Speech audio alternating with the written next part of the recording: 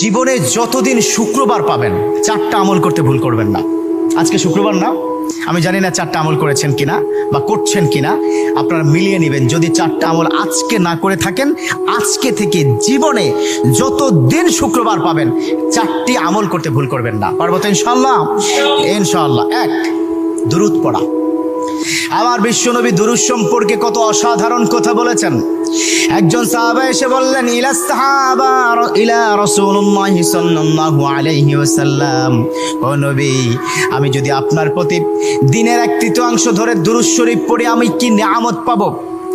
বিশ্বনবী বললেন, তুমি যদি দিনের 1/3 ধরে আমার প্রতি দুরূদ শরীফ পড়ো তোমার জন্য বিশাল উপকার হবে, আরো বাড়িয়ে পড়লে তোমার জন্য আরো ভালো হবে।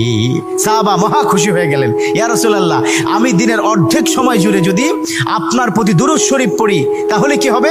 বিশ্বনবী বললেন, এটা বিশাল শুভ সংবাদ তোমার জন্য, তার চাইতে আরো বাড়িয়ে পড়লে তোমার জন্য আরো ভালো। সুবহানাল্লাহ। বিশ্বনবীর কথা আবেগতাড়িত হয়ে সাহাবা বললেন, ও নবী, আমি পুরো 24 ঘন্টার যখনই সময় পাবো তখনই যদি আপনার প্রতি দুরূদ শরীফ আমি পড়তে পারি গো নবী।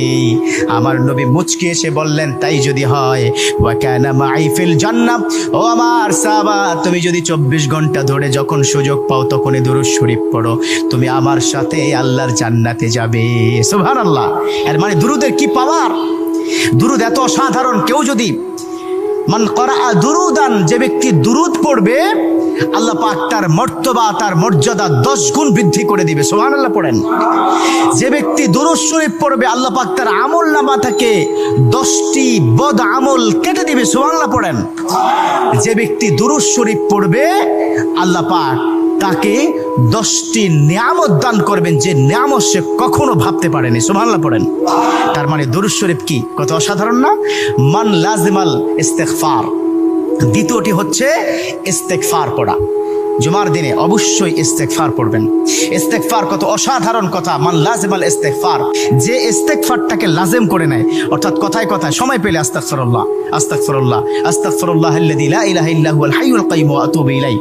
কোথাও ভুলে হয়তো একটু ফেসবুকে কোন একটা নারীর ছবি চলে আসলো, আস্তাগফিরুল্লাহ স্কিপ করে দিল। এরকম ইস্তেগফার যে ব্যক্তি লাজিম করে নিল, কথায় কথায় সুযোগ পেলে যে ইস্তেগফার পড়ে, আল্লাহ পাক তার পিছনের গুনাহগুলো ক্ষমা করে দেয়। সুবহানাল্লাহ।